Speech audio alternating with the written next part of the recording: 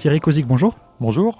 Merci de répondre aux questions de RCF Sarthe. Vous êtes sénateur donc de la Sarthe. Elisabeth Borne vient d'annoncer ouvrir 3 semaines de consultation sur son programme législatif avec les parlementaires, les partis politiques, les représentants d'élus locaux, les partenaires sociaux qui le souhaitent.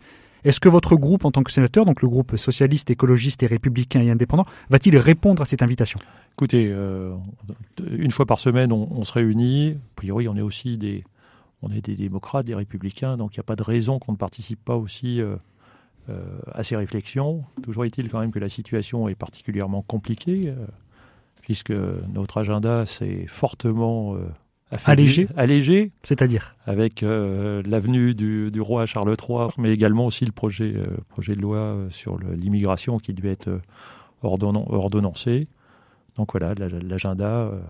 Comment vous expliquez cet agenda allégé ? C'est à cause de tout ce qui s'est passé autour de la réforme des retraites ? Oui, bien sûr. On est dans une période extrêmement compliquée. Je m'interroge, moi, sur le cap que mènent aujourd'hui le président et le gouvernement. J'ai le sentiment qu'ils naviguent à vue, sans trop savoir où ils vont. On sort d'une période compliquée. On est encore dedans. Et je crois qu'aujourd'hui, nos concitoyens attendent qu'une chose, c'est qu'on retire cette réforme. Vous souhaitez qu'on la retire personnellement ? Oui. D'ailleurs, je milite aux côtés des organisations syndicales pour que le gouvernement et le président retirent cette réforme. Je crois que ce n'était pas le moment. On sort d'une période extrêmement compliquée liée à la crise sanitaire, l'inflation. Je crois qu'aujourd'hui, nos concitoyens s'interrogent plutôt pour savoir ce qu'ils vont manger à la fin du mois, le prix de l'énergie qui s'envole. Je pense que c'était vraiment pas le bon moment. On est purement dans une logique économique. 13 milliards d'euros, nous dit-on. Les modèles du corps, le gouvernement a fait le choix de prendre le pire. Il y avait des modèles intermédiaires qui permettaient aussi d'aller moins loin. On touche à la fois les cotisations et la durée. Et pour un certain nombre de concitoyens, c'est inacceptable. Pourtant, on peut voir ça comme une sorte d'accélération de la réforme Touraine qui prévoyait déjà d'aller à 43 annuités en 2035 pour les personnes nées après 1973, qui avait été voulu à l'époque sous la présidence de François Hollande, que vous souteniez. Donc, c'est quoi le but de s'opposer juste à ce qui peut paraître comme une accélération ? Non, la réforme Touraine était un juste compromis, me semble-t-il. Laissons cette réforme se mettre en œuvre. Progressivement, il n'y avait pas d'obligation d'accélérer. Deuxième sujet, on parle de 13 milliards d'euros quand la dette de la France s'élève à près de 2000 milliards d'euros. Je pense qu'on aurait pu s'interroger aussi sur les modalités de financement. J'ai le sentiment qu'aujourd'hui, il y a une vraie volonté du gouvernement de faire des économies sur le dos de nos concitoyens, mais aussi d'ouvrir le pactole de la capitalisation. Et quoi qu'on en dise, cette réforme, elle est d'inspiration libérale et elle vise aussi à permettre à nos concitoyens demain d'engager une partie de leur cotisation sur de la capitalisation.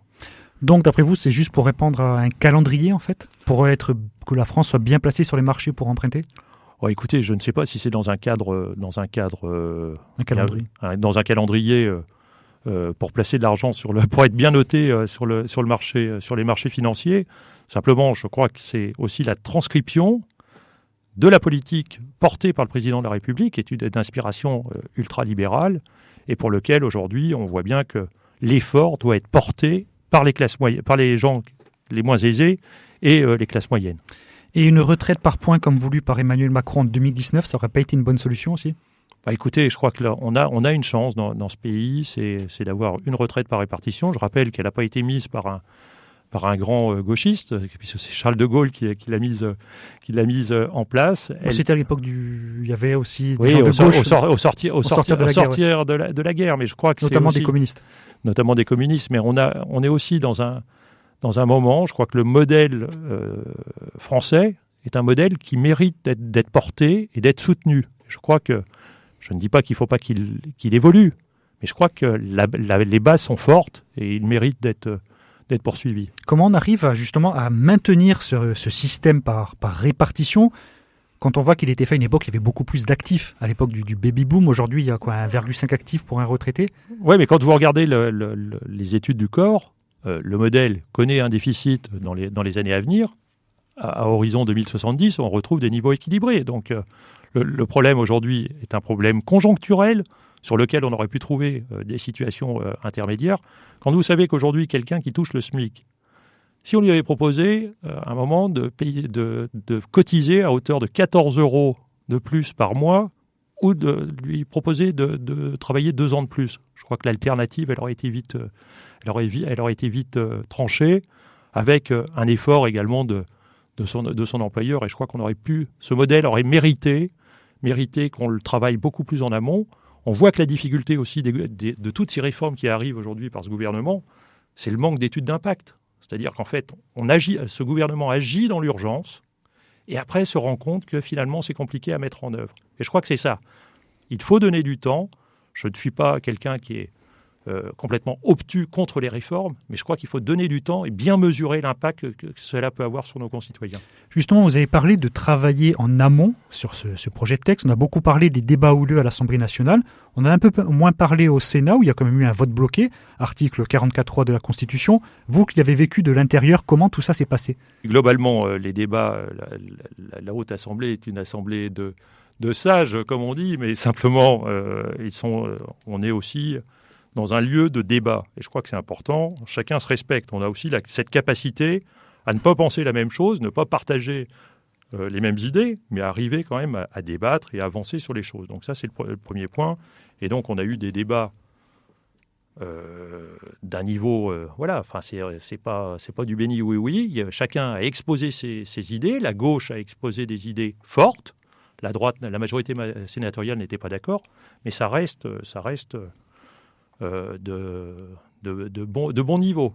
Et l'accord de la commission paritaire a enrichi le texte, pas suffisamment selon vous donc ? Non, mais il y a un problème. Il y a un problème sur cette commission mixte paritaire, puisque en fait, c'est uniquement le texte du Sénat qui a été voté. L'Assemblée nationale n'est pas allée au terme du débat. Donc, en fait, la CMP s'est réunie sur un texte qui n'a pas été modifié et sur un texte qui est sorti du Sénat. Voilà. Et le gouvernement a après fait le choix de quelques amendements et de déclencher le 49.3. Clairement, il y a un vice démocratique, me semble-t-il. Après, charge aujourd'hui au Conseil constitutionnel aussi de regarder la légalité de ce projet de loi. Vous soutenez ce référendum d'initiative populaire ? Oui. D'ailleurs, je fais partie des signataires qui l'ont sollicité, donc je le soutiens. Je pense que c'est c'est un moyen aussi. Cette réforme aujourd'hui, aucun de nos concitoyens la veut. Quand on regarde... Aucun, c'est peut-être un peu fort. Une minorité.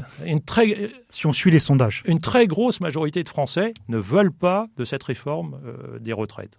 Et notamment, rien que pour citer, chez les Républicains, on considère qu'il y a 70% des sympathisants républicains qui aujourd'hui ne veulent pas de cette retraite. Donc ce n'est pas uniquement le flanc gauche de la majorité, c'est simplement sur une partie c'est une grosse partie de nos concitoyens qui n'en veulent pas. Donc je crois que ce RIP, si le Conseil constitutionnel n'invalide pas le projet de loi, qui est quand même la première étape sur lequel je pense qu'il y a un certain nombre de dispositions, et notamment liées à l'index senior, qui n'ont rien à faire dans ce projet de loi, ce qu'on appelle des cavaliers législatifs. Pourquoi ils n'ont rien à y faire ? Ils n'ont rien à y faire parce qu'il aurait fallu un projet de loi sur le texte de travail. Et pas dans un projet de loi de finances ? Voilà, pas un projet de loi de finances de la sécurité sociale, qui est un texte budgétaire dans lequel on a amalgué... C'est une sorte de passe-passe, en fait, c'est un tour de passe-passe pour vous ? Ça s'appelle un cavalier législatif, c'est le terme, oui. Et donc sur lequel le Conseil constitutionnel devrait, dans la logique des choses... Donc vous avez confiance en le Conseil constitutionnel ? Oui, alors, sauf que le Conseil constitutionnel est aussi là pour dire le droit. Et je pense qu'il y a une partie des dispositions qui... malheureusement, risque d'être validé.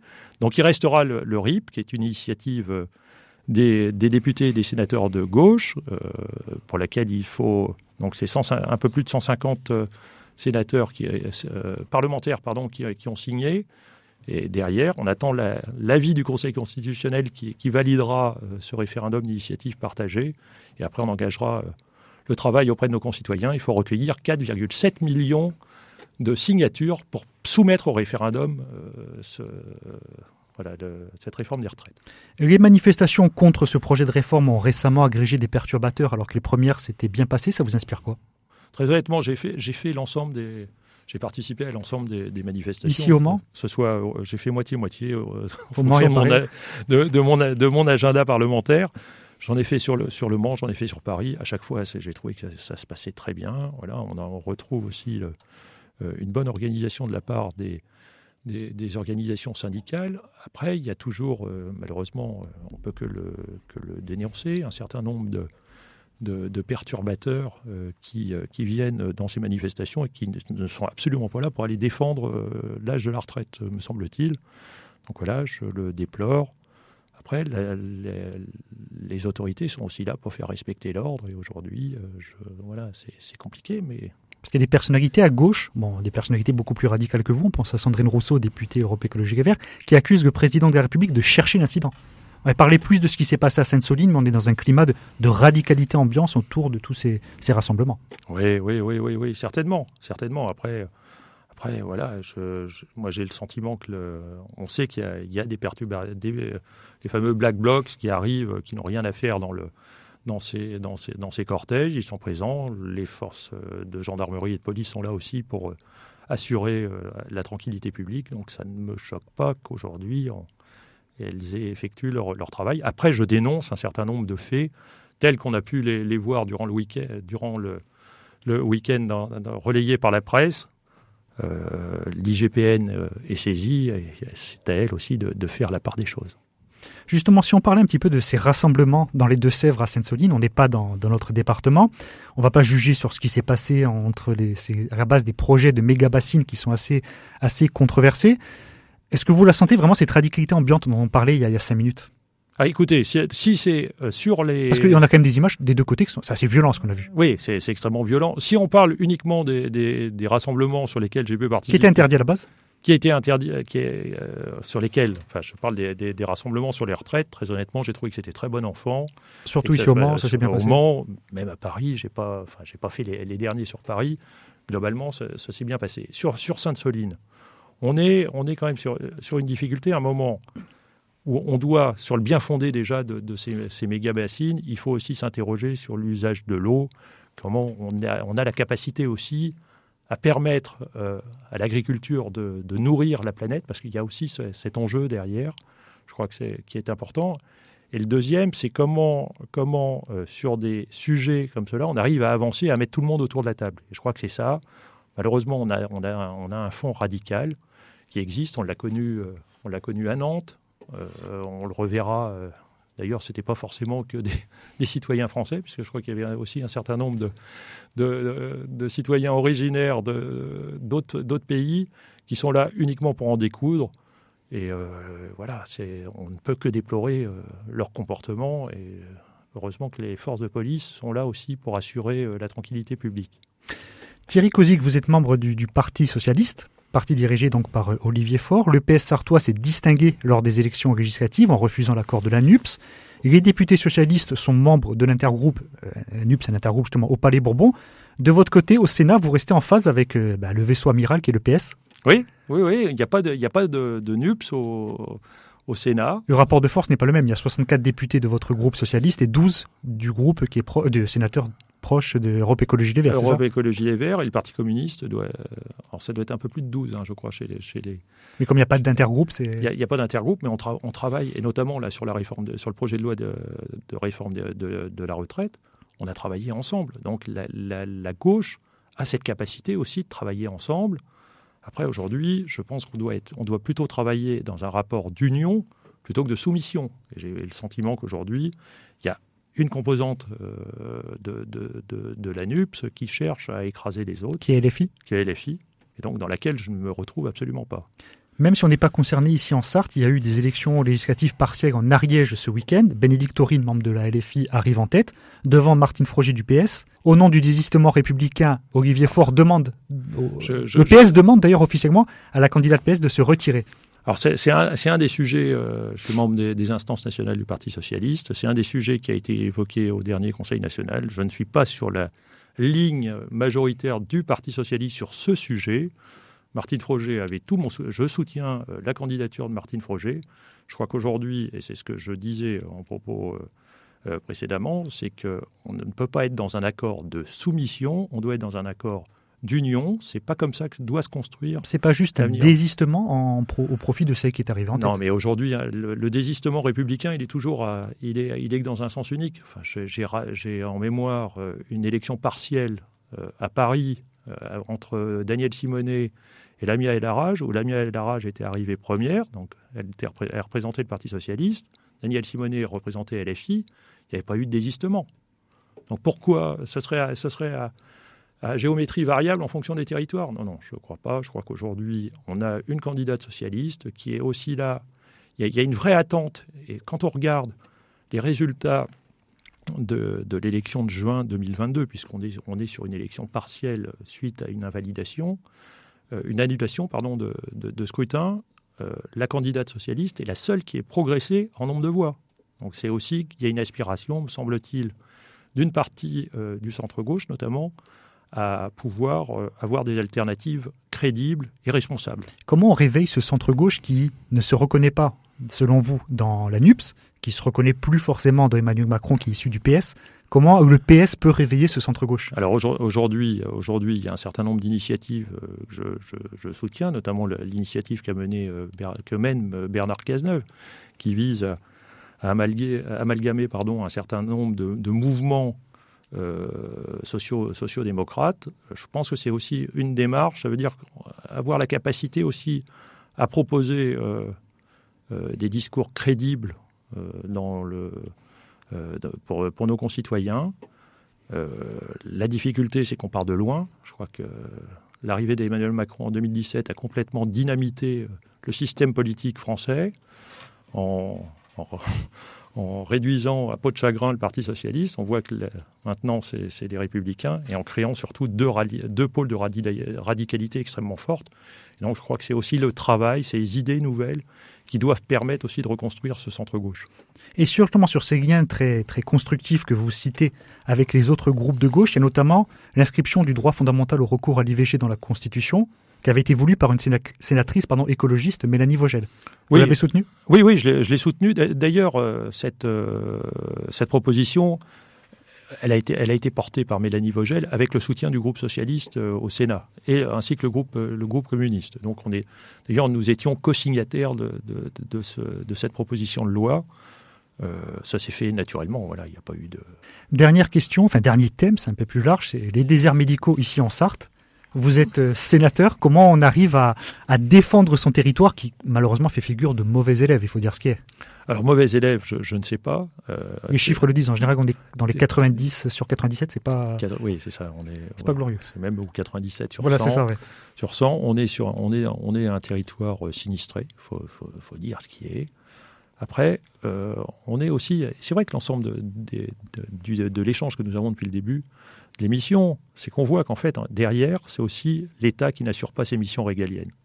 La sécurité, l'éducation, la santé, ce sont des compétences régaliennes et sur lesquelles aujourd'hui l'État n'est pas en capacité de répondre à nos concitoyens.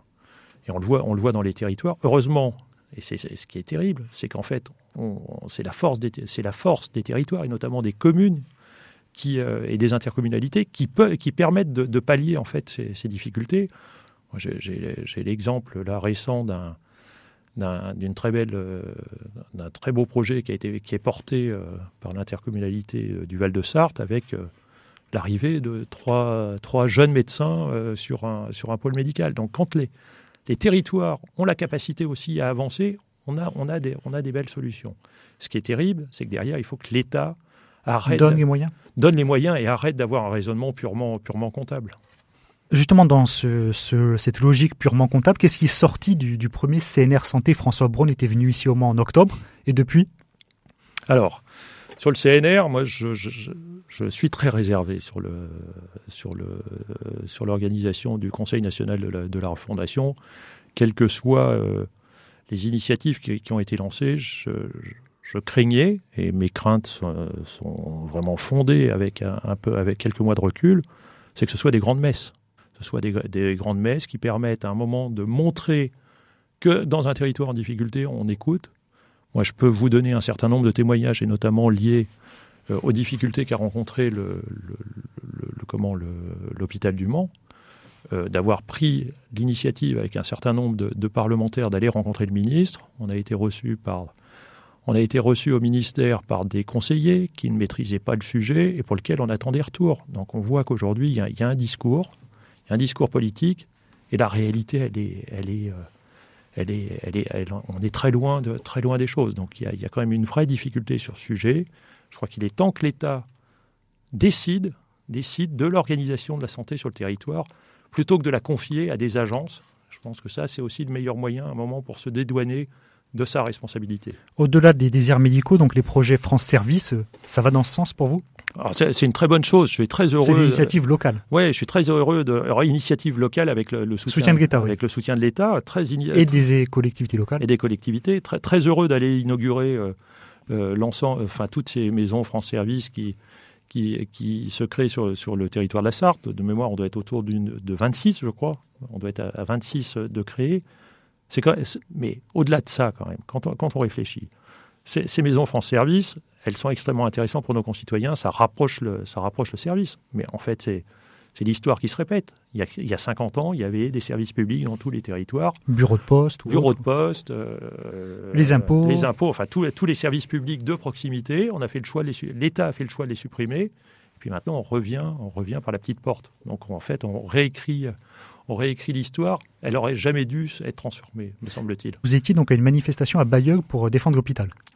Oui, avec l'initiative de l'intersyndicale, parce qu'en fait, on voit que la difficulté de l'hôpital public aujourd'hui, elle part des hôpitaux de proximité qui n'ont plus les moyens aujourd'hui d'assurer les urgences, non plus de recherche du personnel paramédical. La loi RIST qui rentre en vigueur dans quelques jours est catastrophique. D'ailleurs, à titre personnel, je ne l'ai pas votée. En fait, elle vise simplement à éviter la surenchère salariale pour des intérimaires. La difficulté, c'est qu'aujourd'hui, on n'a plus il n'y a plus aucun intérimaire qui veut venir travailler dans les hôpitaux de proximité. Et donc, on est en train de dépouiller complètement l'ensemble des hôpitaux de proximité au détriment de l'hôpital central qui, lui, n'arrive plus à absorber. D'ailleurs, il y a eu une démission en masse de chirurgiens. Des chirurgiens, c'est à cet effet que j'avais sollicité avec les parlementaires sartois de rencontrer le ministre de la Santé pour avancer sur cette... Et vous avez reçu une réponse ? Aucune.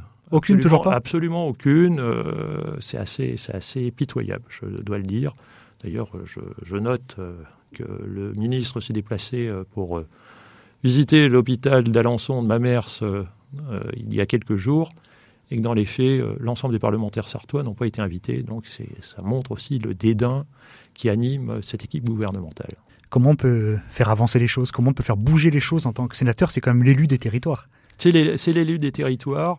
Il y a un certain nombre d'initiatives au Sénat qui ont été menées en faveur de l'hôpital public avec des recommandations. Donc on est aussi, vous savez, on est l'élu des territoires et surtout de la ruralité. Donc on vit au plus près des territoires ruraux. Je crois qu'il est aussi important que l'État et que le gouvernement se rendent compte qu'il n'y a pas que les grandes villes, en fait. On a aussi toute une partie de territoire qui a besoin aussi qui existe et qui est une chance pour la France. Merci Thierry Kozik. Merci à vous.